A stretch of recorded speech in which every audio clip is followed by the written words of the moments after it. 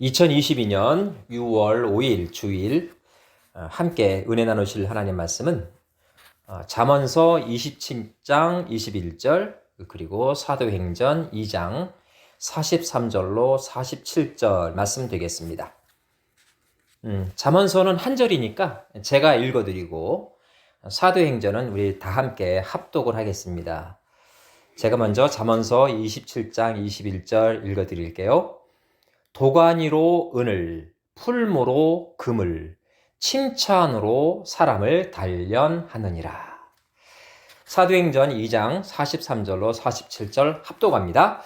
사람마다 두려워하는데 사도들로 말미암아 기사와 표적이 많이 나타나니 믿는 사람이 다 함께 있어 모든 물건을 서로 통용하고 또 재산과 소유를 팔아 각 사람의 필요를 따라 나눠주며 날마다 마음을 같이하여 성전에 모이기를 힘쓰고 집에서 떡을 떼며 기쁨과 순전한 마음으로 음식을 먹고 하나님을 찬미하며 또 온 백성에게 칭송을 받으니 주께서 구원받는 사람을 날마다 더하게 하시니라. 아멘. 저는 이 말씀들을 의지해서 칭찬은 우리를 춤추게 합니다. 이런 제목으로 함께 은혜를 나누고자 합니다. 얼마 전에 아주 오랜만에 고등학교 동창회 홈페이지에 들어갔다가 제가 깜짝 놀란 적이 있습니다. 교장 선생님 때문이었죠. 제 고교 시절 음악을 가르치던 분이었는데 그것 때문에 놀란 것은 아니었고요. 그분이 어느 언론 매체와 인터뷰한 기사가 그 홈페이지에 업로드가 되어 있었는데 그 내용 때문에 제가 좀 그랬습니다. 그 기사의 핵심은 이랬습니다. 제자들을 사랑으로 보살피고 칭찬과 격려로 가진 재능을 극대화시키는 데에 초점을 두고 있습니다. 이것이었습니다. 그런데 말입니다. 제가 고등학교 3학년 때 음악 시험을 실기로 치룬 적이 있습니다. 음악실이 있었는데 거기에 모여서 친구들을 앞에 나아가서 선생님이 지정하신 곡을 이제 부르는 것이었죠. 당시 저는 너무 긴장을 해서 이 노래를 제대로 부르지 못했습니다. 또 약간 더 음치이기도 했고요. 근데 무엇보다 한창 이제 부끄러움을 타던 시기였잖아요. 요즘 시대 같지 않아서. 그래서 노래를 채 마치기도 전에 그 선생님이 저를 부르시더니 머그컵으로 제 머리를 툭툭 치면서 이런 말을 독창하게 했습니다. 나는 왜 이렇게 노래를 못 부를까? 이렇게 말입니다. 모욕감이 상당했습니다. 그리고 그 상처는 꽤 오랜 기간 동안 저를 괴롭혔습니다. 지금까지 제가 기억할 정도니까요. 그래서 제가 신학교 가기 전에 평신도 시절 교회 성가대원으로 봉사하는 일이 늦어졌던 일 역시 이 일과 깊은 관련이 있습니다. 트라우마가 생겨서 내가 과연 노래를 부를 수 있을까? 그런 열등의식이 자동적으로 재생이 되더라고요. 제가 그래서 동창회 홈페이지에 올라온 그 교장 선생님의 기사를 보고 많이 놀랐던 거죠. 오늘 성경 본문 가운데 구약 잠언서 27장 21절은 이렇게 말합니다. 도가니로 은을, 풀무로 금을, 칭찬으로 사람을 단련하느니라. 제가 오늘 이 설교를 준비하면서 은은 도가니를 통해 그리고 금은 풀무라는 도구를 통해서 단련이 되는 것까지는 이해가 되었습니다. 상식이잖아요. 하지만 어떻게 칭찬이 사람을 단단하게 단련을 할까? 좀 의구심이 들었습니다. 그래서 히브리어 성경을 찾아보았죠. 칭찬 이런 말은 영어로 praise 혹은 부스트의 의미를 담고 있었습니다. 여러분이 잘 알다시피 praise는 뭐죠? 찬양입니다. 그리고 부스트는 자랑 혹은 자랑거리 이런 의미를 담고 있습니다. 찬양 혹은 자랑이 어떻게 칭찬이란 의미와 맞닿을 수 있을까 살짝 고민을 했습니다. 이 번역상의 의미 차이를 해소하는 말이 바로 단련이라는 말에 있었음을 제가 발견을 했어요. 단련은 영어 성경에 아주 쉽게 표현되어 있습니다. 테스트입니다. 테스트. 우리가 시험을 볼 때 테스트 하지 않습니까? 그러니까 하나님은 우리 인생들로 하여금 칭찬거리 혹은 자랑거리를 통해 그들 스스로를 시험하게 만든다. 이런 정도로 재정리가 되겠습니다. 이렇게 해석을 하고 보니까 이 잠언서 말씀이 가슴에 좀 와닿았습니다. 왜냐고요? 인생은 금이나 은처럼 무생물체가 아니기 때문입니다. 사람들은 하나님의 형상을 따라 지음받은 존재입니다. 믿으시죠? 이들을 도간이나 풀무에 넣어 단련하게 되면 한 줌의 죄로 사라질 뿐입니다. 비유는 그저 비유일 뿐입니다. 하나님은 사람들로 하여금 칭찬 혹은 찬양이나 자랑거리를 얻게 하고 그것을 통해 금이나 은처럼 강하게 단련될 수 있다라는 사실을 잘 아셨다. 바로 이것이죠. 바로 이겁니다. 이런 측면에서 이 잠언서 27장 21절에 대한 정확한 번역은요. 사실 방금 우리가 읽었던 한글 개역 성경보다는 이것을 쉽게 풀이한 한글 쉬운 성경을 좀 참고할 필요가 있습니다. 쉬운 성경에는 이 구절이 어떻게 번역되어 있냐면요. 도가니로 은을, 풀무로 금을 연단하듯 사람은 칭찬을 통해 성장한다. 여러분 어떻습니까? 가슴에 좀 와닿지 않습니까? 하나님의 형상을 닮은 우리는 칭찬을 통해 무엇을 이룬다? 성장한다. 이 말씀입니다. 개역성경에 단련이라고 표현된 부분을 한글 쉬운 성경은 성장이라고 해석을 하고 있고 저는 이 번역이 훨씬 원문에 가깝다고 봅니다. 제가 어느 영재교육원 논술실장으로 근무할 때 강의 교재로 채택했던 책이 한 권이 있습니다. 책 이름이 칭찬은 고래도 춤추게 한다입니다. 오늘 설교 제목과 아주 유사하지요. 근데 이 책은 소설이 아닙니다. 켄 블랜차드를 비롯한 여러 명의 경영 자문가들이 경영 현장에서 온몸으로 체험한 팩트들을 한 권으로 엮은 책입니다. 제가 이 책을 이 짧은 시간에 다 소개할 수는 없겠죠. 미국 남부 플로리다의 거대한 수족관에서 3톤이 넘는 이 범고래를 훈련시켰던 조련사들은 소위 고래 반응이란 방법을 사용했다고 합니다. 이 단어 좀 기억해 주시기 바랍니다. 고래 반응. 고래 반응. 영어는 좀 어려우니까 제가 말하지 않겠습니다. 고래 반응. 이 훈련법의 핵심은 크게 두 가지입니다. 하나는요, 범고래들이 멋진 쇼를 수행하면 즉각 칭찬을 한다입니다. 그 칭찬을 미루면 안 됩니다. 즉각 해야 합니다. 즉각.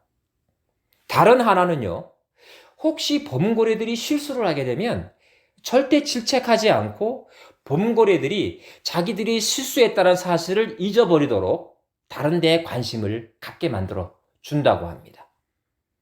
그리고 계속해서 격려를 아끼지 않는다고 합니다. 이게 바로 고래 반응의 여러 가지 원칙이 있는데 압축하면 바로 이 두 가지입니다. 어떻습니까? 범고래들과 조련사 사이에 존재하는 관계라는 것이 인간 사회의 그것과 조금 더 다를 바가 없다는 것을 느끼지 않을 수가 없지요. 똑같습니다. 범고래들이 수행하는 쇼에 대한 환경보호론자들의 비판 역시 일리가 있기는 합니다. 범고래들을 수족관에 가둬놓고 쇼를 강요하는 것은 일종의 범죄라는 논리, 바로 그건 말이죠. 우리가 받아들여야 합니다. 다만 제가 여기서 말씀드리고 싶은 것은 범고래와 인간 사이에 신뢰가 쌓이게 되면 무엇이 쌓이게 되면? 신뢰가 쌓이게 되면 고래들은 쇼를 하는 것이 아니라 물속에서 춤을 춘다는 그 사실, 그 팩트만큼은 꼭 강조하고 싶습니다. 그들은 쇼를 한 다음에 먹이를 얻기 위해 행위를 하는 게 아니라는 거예요. 기쁨으로 춤을 춘다는 겁니다. 무엇을 받을 때? 칭찬을 받을 때. 이 고래 반응의 또 다른 핵심 하나가 있습니다. 그것은 제가 방금 말씀드린 두 집단 사이의 신뢰 구축이 바로 그것이죠. 범고래 집단이 있습니다. 그리고 조련사 집단이 있지요. 이 두 집단 사이의 신뢰 구축. 이거 참 말하기는 쉬운데 이게 쉽게 만들어질까요? 인간끼리도 어려운데. 이 플로리다의 범고래 조련사들은 이 새로운 범고래가 수족관에 들어오게 되면 절대 훈련을 시키지 않는다고 합니다. 절대 하지 않는다고 해요. 왜 그럴까요? 간단합니다. 하나만화이기 때문입니다. 해봤자 꽝입니다. 인간 다음으로 지능이 높은 범고래들은 인간의 명령에 절대 복종하지 않는다고 합니다. 그래서 조련사들은 범고래들과 처음에는 수족관 안에서 그냥 논다고 합니다. 왜 노냐고요? 놀면서 친해지려고 그렇게 한다고 합니다. 한참을 놀다 보면 이 범고래들이 헷갈려 한다고 합니다. 얘네들이, 즉 인간 조련사들이죠. 얘네들이 범고래야, 인간이야? 이렇게 헷갈려 한다고 합니다. 그만큼 동일체가 되는 거예요. 두 집단 사이의 이질감이 사라진 다음에야 비로소 동질감이 만들어지고 그것을 바탕으로 해서 원팀이라는 그 집단 공동체가 형성이 된다 이것이죠. 이에 대한 아주 좋은 사례가 성경에도 나옵니다. 바로 오늘 우리가 함께 읽은 사도행전 2장의 내용이 바로 그것입니다. 그 내용을 핵심만 추려서 다시 정리하면 다음과 같습니다. 첫 번째, 믿는 사람들이 다 함께 모여 음식 나눠 먹기를 좋아했다. 두 번째, 더 나아가 각기 소유한 것을 팔아 각 사람의 필요를 따라 나눠 썼다. 세 번째, 날마다 마음을 같이하여 성전에 모으기를 힘쓰고 하나님을 찬양했다. 네 번째, 그랬더니 온 백성들이 그들을 칭송했다. 바꿔 말하면 칭찬을 받았다. 다섯 번째, 마지막이죠. 결과적으로 주님께서 구원받는 사람을 그들에게 날마다 더하셨다. 이 5단계의 처음과 나중을 주목해 주시기 바랍니다. 각 단계가 다 중요해요. 그러나 처음 단계와 나중 단계를 조금 기억해 주셨으면 합니다. 점진적으로 우향, 상향, 발전, 곡선을 그리는 이 부흥의 역사의 첫 단추가 뭐라고요? 네, 그렇죠. 그리스도인들이 함께 모이기를 좋아했다. 바로 이것이에요. 그랬더니 그 결과가 무엇이다? 예루살렘 지역에 대부흥의 역사가 일어났다. 이건 팩트입니다. 그런데 말입니다. 이쯤에서 제가 여러분께 한 가지 묻고 싶은 게 있어요. 예수님을 믿는다라는 조건 하나만으로 교회 안팎에서 예수님을 믿는 사람을 만나게 되면 모두 친하게 됩니까? 친하게 되던가요? 솔직히 말씀드립니다. 저 자신부터 그렇지 못합니다. 그런데 사도행전 2장에 등장하는 초대교회의 성도들은 왜 그렇게 모이기를 좋아했을까요? 이거 궁금하지 않습니까?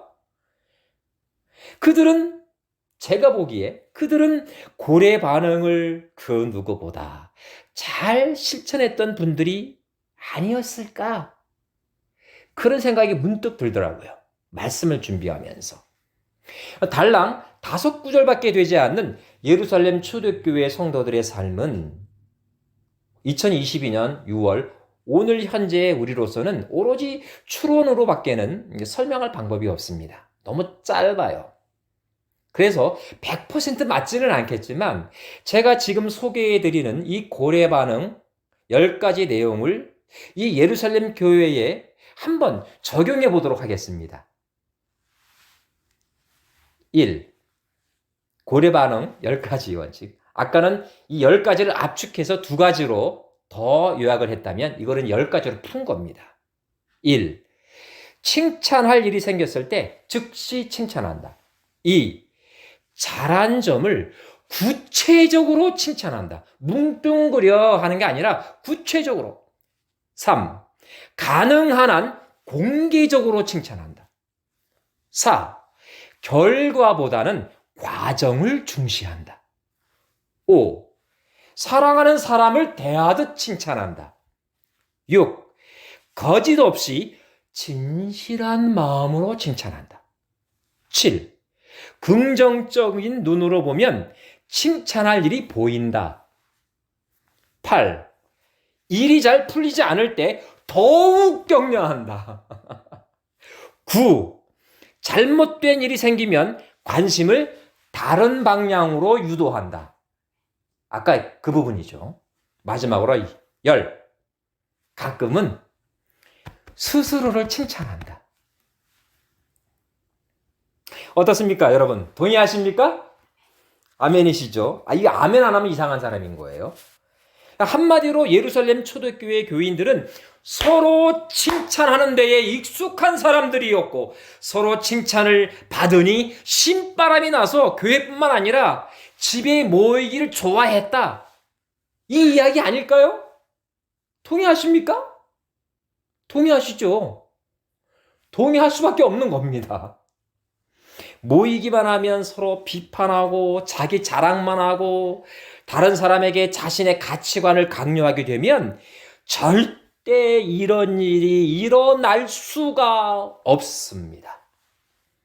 다시 말씀드립니다.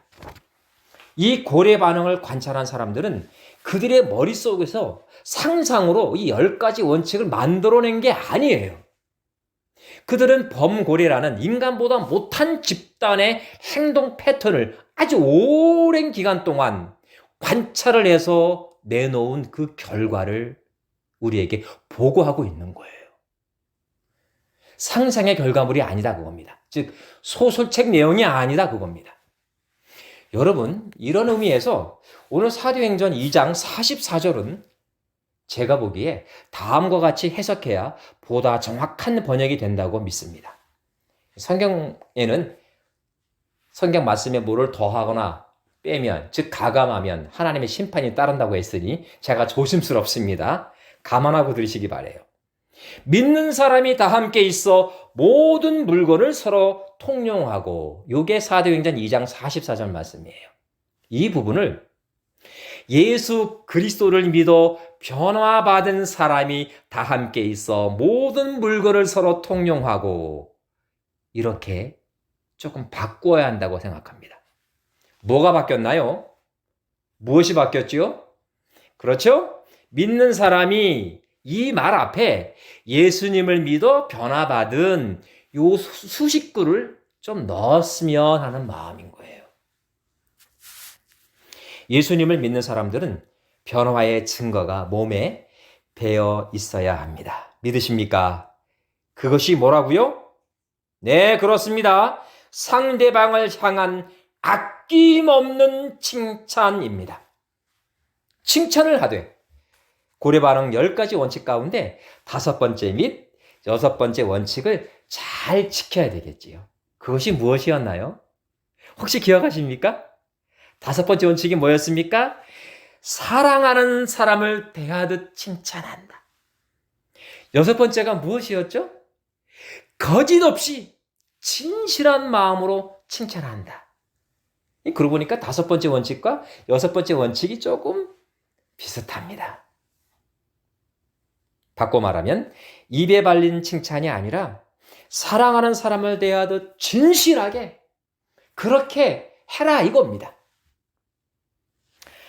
이제 제가 좋아하는 노사연 씨가 부른 바램이라는 노래의 가사 한 부분을 인용해 드리면서 오늘 말씀을 정리하고자 합니다.